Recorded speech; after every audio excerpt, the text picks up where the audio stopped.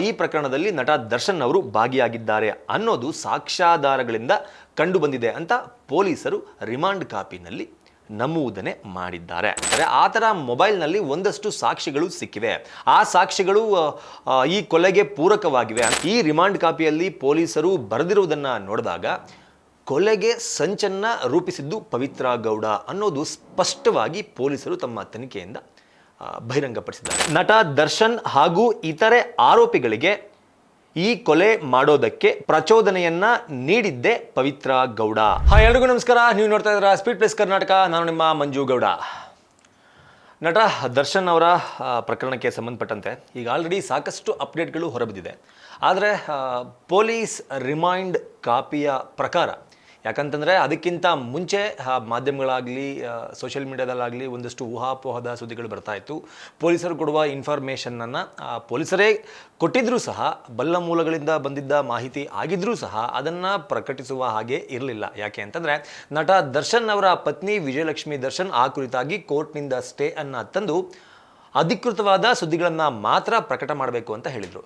ಅದಕ್ಕಾಗಿ ಅಂದಿನಿಂದ ಎಲ್ಲ ಮಾಧ್ಯಮಗಳು ಹಾಗೂ ಡಿಜಿಟಲ್ ಮಾಧ್ಯಮಗಳು ಸಹ ಅಫಿಷಿಯಲ್ ಆಗಿ ಬಂದಿರುವಂತಹ ಸುದ್ದಿಗಳನ್ನೇ ಪ್ರಸಾರ ಮಾಡ್ತಿದೆ. ಇದೀಗ ಪೊಲೀಸರು ಕೊಟ್ಟಿರುವ ರೇಣುಕಾಸ್ವಾಮಿ ಕೊಲೆ ಪ್ರಕರಣದಲ್ಲಿ ಏನು ಆರೋಪಿತರಾಗಿದ್ದಾರೆ A1 ಪವಿತ್ರ ಗೌಡ ಹಾಗೂ A2 ನಟ ದರ್ಶನ್, ಇವರ ಸಲುವಾಗಿ ಕೊಟ್ಟಿರುವಂತಹ ಒಂದು ರಿಮಾಂಡ್ ಕಾಪಿನಲ್ಲಿ ಒಂದು ಅಚ್ಚರಿಯ ಅಂಶ ಬಹಿರಂಗ ಆಗಿದೆ ಅಂತಲೇ ಹೇಳಬೇಕು. ಇಲ್ಲಿ ಎರಡು ಅಂಶಗಳು ಅಚ್ಚರಿಯನ್ನು ಮೂಡಿಸುತ್ತೆ. ಆ ಎರಡು ಅಂಶಗಳು ಯಾವುದು ಅನ್ನೋದನ್ನು ನಾನು ನಿಮಗೆ ಹೇಳ್ತೀನಿ. ಮೊದಲನೇದಾಗಿ A1 ಈ ಪ್ರಕರಣದ ಆರೋಪಿ, ರೇಣುಕಾಸ್ವಾಮಿ ಕೊಲೆ ಪ್ರಕರಣದ ಆರೋಪಿಯಾಗಿರುವ A1 ಪವಿತ್ರ ಗೌಡ ಅವರ ವಿಚಾರದಲ್ಲಿ ಒಂದು ಅಚ್ಚರಿಯ ಮಾಹಿತಿಯನ್ನು ರಿಮಾಂಡ್ ಕಾಪಿನಲ್ಲಿ ಪೊಲೀಸರು ದಾಖಲಿಸಿದ್ದಾರೆ. ಏನಪ್ಪ ಅಂತಂದರೆ ಈ ಕೊಲೆಗೆ ಮೂಲ ಕಾರಣ ಪವಿತ್ರ ಗೌಡ ಅವರ ಸೂಚನೆಯಂತೆ ಈ ಕೊಲೆ ನಡೆದಿದೆ. ಈ ಕೊಲೆಗೆ ಮೂಲ ಕಾರಣ ಪವಿತ್ರ ಗೌಡ ಅನ್ನೋದನ್ನು ರಿಮಾಂಡ್ ಕಾಪಿನಲ್ಲಿ ಪೊಲೀಸರು ನಮೂದಿಸಿದ್ದಾರೆ. ಅಂದರೆ ಏನಂತ ನಮೂದಿಸಿದ್ದಾರೆ ಅನ್ನೋದನ್ನು ನೋಡೋದಾದರೆ, ರೇಣುಕಾಸ್ವಾಮಿ ಕೊಲೆಗೆ ಸಂಚನ್ನ ರೂಪಿಸಿದ್ದೇ ಈ ಪವಿತ್ರ ಗೌಡ ಅಂತೆ. ಇದು ರಿಮಾಂಡ್ ಕಾಪಿನಲ್ಲಿರೋದು. ನಾವು ಊಹಾಪೋಹ ಅಂತೆ ಕಂತೆಯ ಸುದ್ದಿಗಳನ್ನು ಹೇಳ್ತಾ ಇಲ್ಲ, ರಿಮಾಂಡ್ ಕಾಪಿನಲ್ಲಿರುವ ಸುದ್ದಿಯನ್ನೇ ಹೇಳ್ತಾ ಇದ್ದೀವಿ.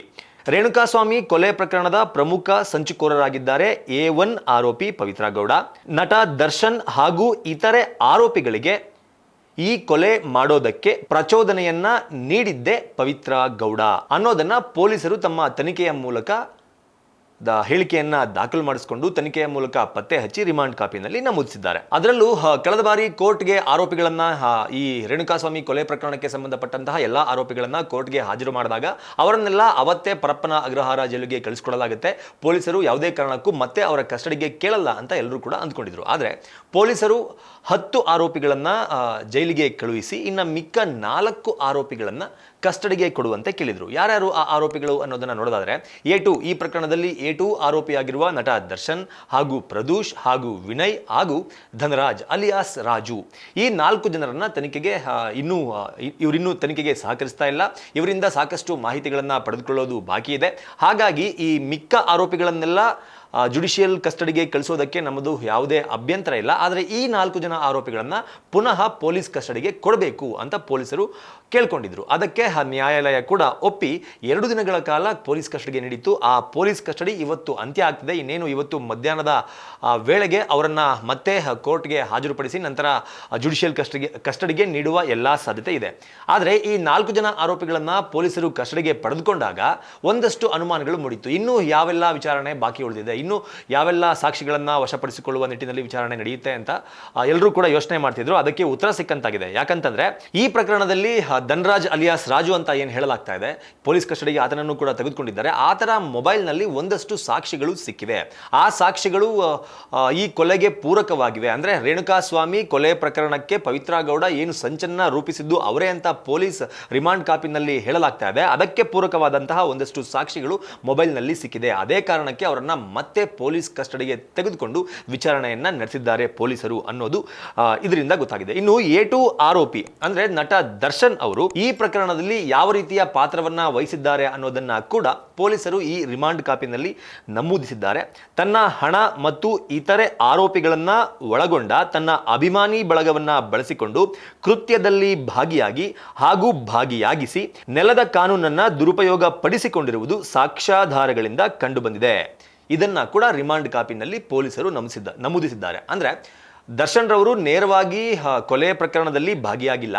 ಪವಿತ್ರ ಗೌಡ ಅವರು ಒಳಸಂಚನ್ನ ರೂಪಿಸಿ ಇವರನ್ನೆಲ್ಲ ಪ್ರೇರೇಪಿಸಿ ಕೊಲೆಯನ್ನ ಮಾಡೋದಕ್ಕೆ ಒಂದು ಪ್ರೇರೇಪಣೆಯನ್ನ ನೀಡಿದ್ದಾರೆ. ಅದಾದ ನಂತರ ನಟ ದರ್ಶನ್ ಅವರು ಈ ಪ್ರಕರಣದಲ್ಲಿ ಇನ್ವಾಲ್ವ್ ಆಗಿ ತನ್ನ ಹಣಬಲ ಹಾಗೂ ತನ್ನ ಜನಬಲ ಅಂದ್ರೆ ತನ್ನ ಅಭಿಮಾನಿಗಳನ್ನ ಬಳಸಿಕೊಂಡು ಸಾಕ್ಷ್ಯನಾಶ ಮತ್ತು ಅವರಿಗೆಲ್ಲ ಒಂದು ದುಡ್ಡನ್ನ ಕೊಡುವ ರೀತಿಯಲ್ಲಿ ಒಂದಷ್ಟು ಆಮಿಷವನ್ನ ಒಡ್ಡಿರುವುದು ಗೊತ್ತಾಗ್ತಾ ಇದೆ.